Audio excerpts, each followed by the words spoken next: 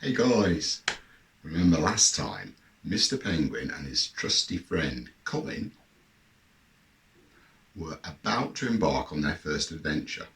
They just walked up to the locked doors of the Museum of Extraordinary Objects. This is part 2 of Mr. Penguin and the Lost Treasure. The gigantic doors of the museum were flung open before Mr. Penguin could even knock the knocker or ring the bell. He and Colin were ushered into the entrance hall by a terribly efficient woman who shut the doors tight again, locked them, and flung the large iron key into her handbag with a nervous, wobbly hand. Only then did she turn around and Mr. Penguin and Colin got their first look at Miss Boudica Bones. She was a woman of a certain age and was nearly as wide as she was tall. In fact, she was much like a beach ball on legs, one wearing a neat little pair of court shoes and a pussy bow blouse in powdered shrimp. She was obviously in a terrible flap, but her big red lips broke into a wide, relieved smile when she'd finished fiddling with the clasp on her handbag. "Mr. Penguin, my knight in shining armour," she cried, as she led them out of the shadows and into the atrium with its domed glass ceiling. "Thank goodness you're here. Just look at the state of the place. Just look. It's falling apart at the seams." Mr. Penguin and Colin stopped and looked around them. Miss Bones was right. The museum was in a dreadful state.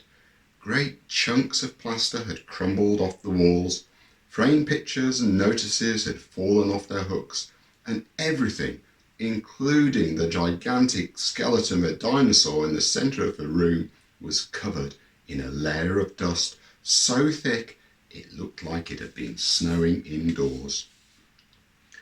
It had been years since Mr. Penguin had last visited the museum, and he remembered it as a warm and sunny and full of people sort of place. But now, without any visitors, and with a mess everywhere, it was silent and shadowy and ever so slightly spooky. "What on earth happened?" gasped Mr. Penguin. "Age, I'm afraid," said Miss Bones sadly. "The museum is well over 200 years old, you see, and when one thing goes, everything else simply follows. It started with some tiles slipping off the roof, and now all this." Great big tears bubbled up behind her spectacles, and she fished down the front of her blouse for a lacy-edged hanky. She dabbed at her eyes before blowing her nose loudly in it. It sounded like a foghorn. "My dear relatives, what would they think if they could see it like this? I don't know. They'd be so disappointed in me," she sighed. Just then, the biggest man Mr. Penguin and Colin had ever seen came out of an upstairs room. He made his way down the staircase that wound around the atrium like a snail's shell. He must have been at least 7 foot tall and was squeezed into pinstripe slacks and a tie that looked like it was attempting to strangle him. He placed a hand the size of a frying pan on Miss Bones's shoulder and patted it gently. "This is my brother, Montague," croaked Miss Bones in her husky voice. "We're both so glad you came to help us. Finding the lost treasure my great-great-great-grandparents buried is our last hope of fixing all the damage to the museum and bringing it back to its former glory. Without it, I'm afraid we'll be finished." "You're not the only ones," thought Mr. Penguin grimly. His mind wandered to the bills piling up in his igloo and the damp, draughty boat he'd be stuck on for weeks on the journey back to the frozen south. He shook the thoughts from his head and stuck out his chest again.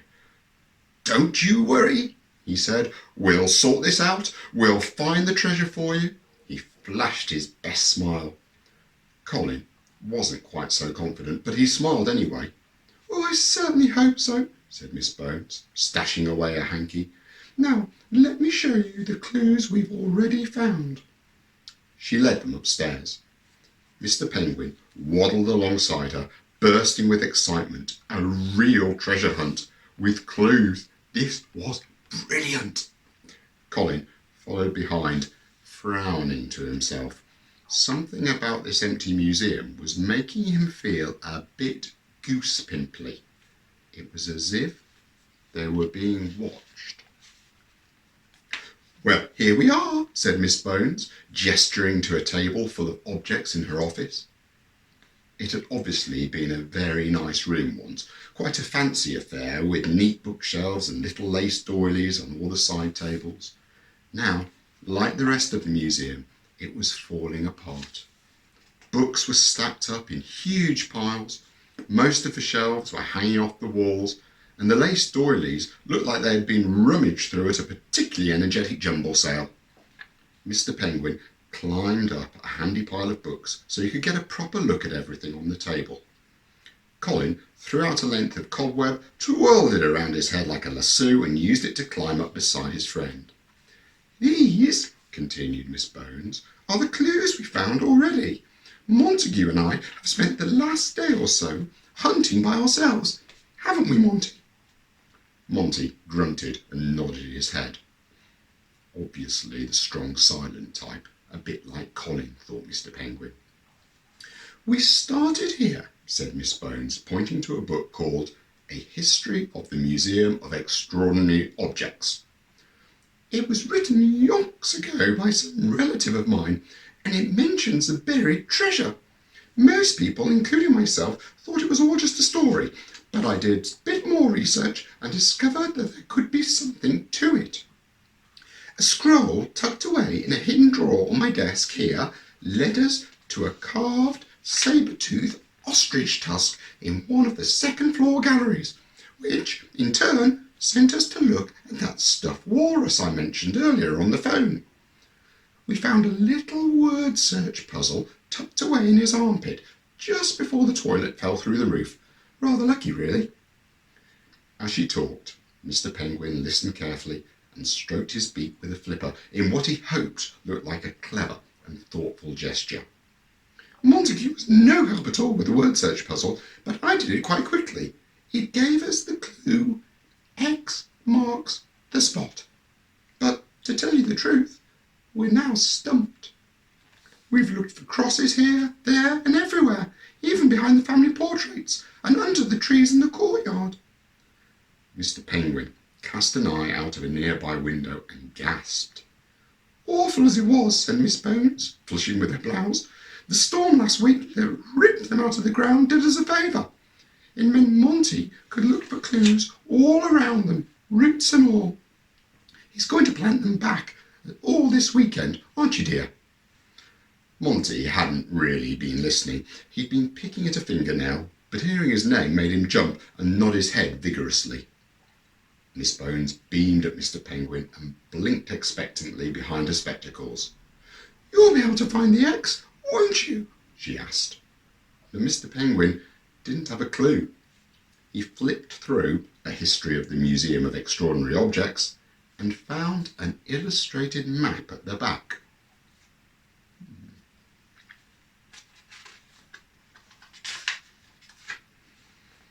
"I suggest," he said, playing for time, "that we start our hunt at the very top of the museum and don't stop until we found it. We could split up into 2 groups to be quicker." Mr. Penguin was hoping he might be able to slip off somewhere to have a sneaky bite of his fish finger sandwich. It was past lunchtime now, and his stomach was telling him so rather loudly. "Excellent," Miss Bones said, "but I'd rather we all stick together." Mr. Penguin's stomach groaned, but he disguised the sound by whooping loudly and enthusiastically, and they all set off. Colin leapt expertly from Mr. Penguin's shoulder and did a survival roll across the floor tiles. Just as he was about to follow everyone down the corridor, he stopped. He'd heard something. What was it? It sounded like hammering or a distant thumping somewhere, as if someone outside was knocking at a heavy door to come in. Colin cocked his head to listen more carefully, but as he did so, The knocking stopped. He reached under his bowler hat, pulled out his pad and pen, and wrote, and he underlined it very importantly. For the next 20 minutes, they hunted high and low. They looked down all the chimneys and in all the air vents. They searched around stone statues and inspected tribal masks.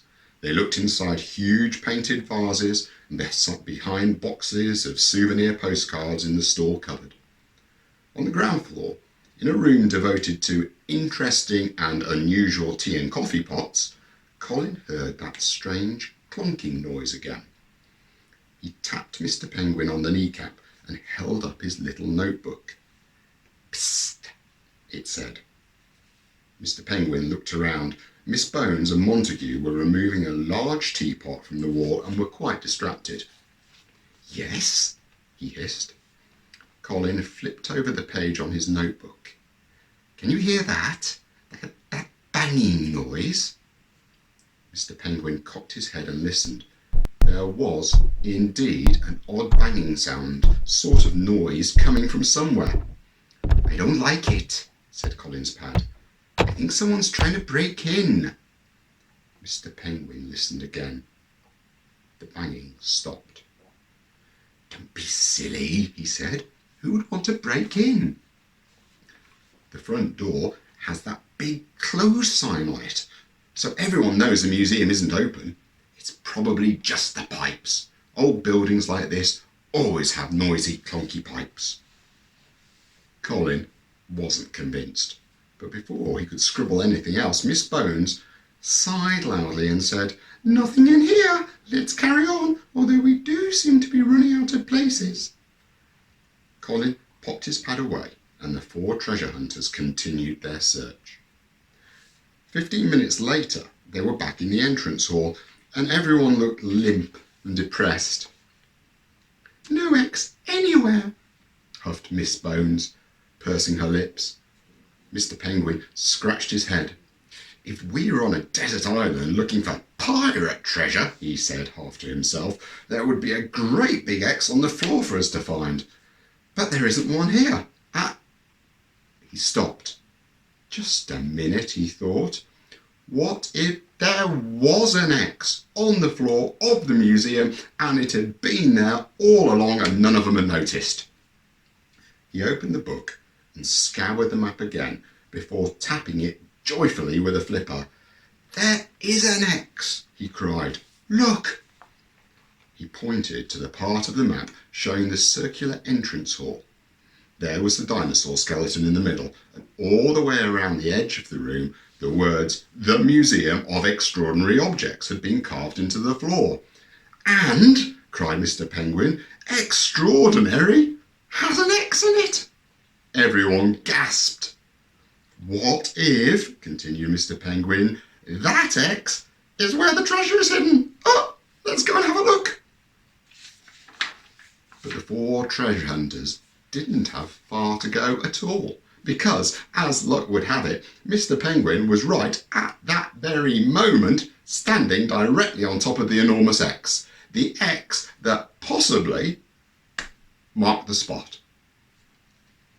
Before you could say crabsticks, Mr. Penguin had whipped out his gigantic magnifying glass and was scouring every last millimetre of the large carved letter. When he got to the very centre, where the two lines crossed, he gently ran his flipper over the surface. "There!" he cried, huffing away a thick layer of dust. "Look, there's a little button." Everyone bustled around to take a look. Indeed, there was a small button set into the stonework. Mr. Penguin held his breath and pressed it. Nothing happened. He tried it again, this time pressing harder, and when it didn't do anything, he slapped it with his flipper. Nothing happened. Miss Bones had a go, prodding it with one of her fat little sausage fingers. That didn't work either. "Monty, darling," she said, cleaning her specs on her blouse, "could you try? There's a lamb."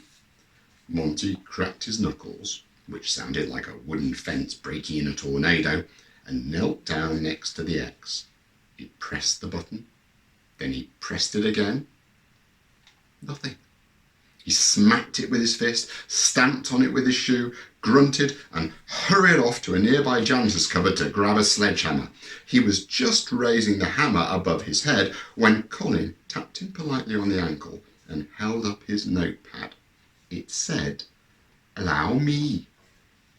Everyone stepped back and watched as Colin took the floor. He scuttled over to the button and carefully observed it for a few seconds. Then he pressed 4 of his feet together and bowed respectfully. He took a deep breath, narrowed his eyes, and kapow! He kicked the button with a furious kung fu kick. "Well, I can't see that doing any good," sniffed Miss Bones. But the floor beneath her feet began to tremble. Soon everything was wobbling about like a plate full of jelly. The dinosaur skeleton rattled and all the glass in the dome ceiling began to jangle. "What's happening?" cried Miss Bones, clasping her cardigan around her chest. Mr. Penguin was just about to yell that he wasn't actually sure when the X on the ground started to sink, and, as it did, the entire floor of the entrance hall rotated. This was accompanied by the most almighty grumbling sound of stone grinding against stone. A gust of stale air gushed out of the hole in the floor, and the first few narrow steps of a stone staircase came into view. A few moments later, the rotating stopped, and the sound of enormous metal bolts sliding into place ricocheted around the room. Then there was silence. Miss Bones, Monty, Mr. Penguin and Colin all stood looking at the black void into which the staircase disappeared. "What do we do now?" whispered Miss Bones, quivering. Mr. Penguin swallowed and adjusted his bow tie. He didn't really know. The hero in his favourite books would have leapt eagerly and often head first into the darkness without a second thought. Mr. Penguin was having second thoughts, though, and third ones. "But you're an adventurer," Mr. Penguin said to himself. "Be brave." "I suppose we go down there," he said aloud, and only slightly nervously.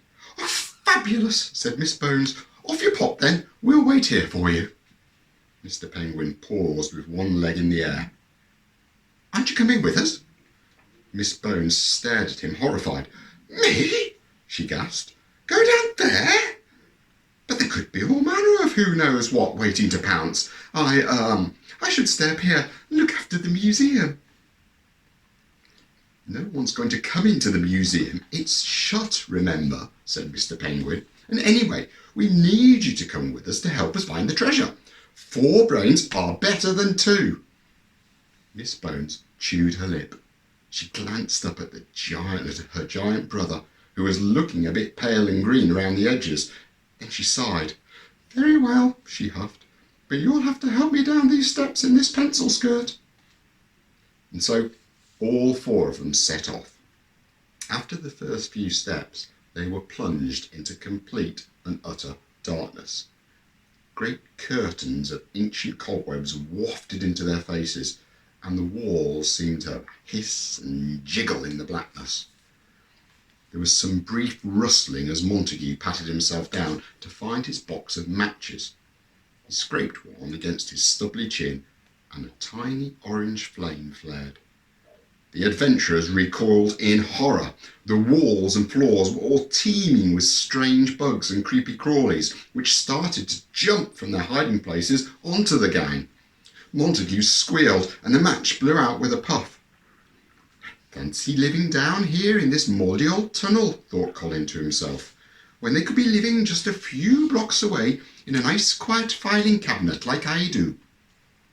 They hurried on as quickly as they could, each step taking them deeper and deeper under the museum. Every few moments, Miss Bones screamed when she felt something wriggle up her stockings. The tunnel started to become warmer, and the walls slimy and slippery. Some of the steps were now quite uneven, and it was difficult to keep walking without falling over, especially if you were trying to negotiate them on two stubby, penguiny legs. All this, together with Miss Bones's yelps and screams, had Mr. Penguin's heart banging in his chest as loudly as the marching band drums in Cityville's annual Christmas parade. Mr. Penguin had thought they would have found the treasure by now, and that he would be sitting in the park with Colin telling Edith Hedge all about it. Adventuring was proving a lot more dangerous than he'd imagined. If only, he thought, I could stop and have a bite of my nice sandwich, that would really make me feel much better. Just as he imagined licking his beak happily, behind him, Miss Bones's feet went from under her and she thumped down several steps. She grabbed out wildly to steady herself and her handbag accidentally whacked against the wall. It must have hit a hidden lever because, with a heavy clonk, the steps underneath them merged together to create a slime-covered chute. They all crashed into each other like skittles in a bowling alley and shot down the slide at breakneck speed. Ah! They all yelled, terrified. Then they turned a corner sharply and were hurled like cannonballs out into the air. Bump, crash, wallop. They hit the ground and skidded along on their bottoms over roasting hot, sandy earth. End of part 2. If you want to know more, wait to part 3. Bye.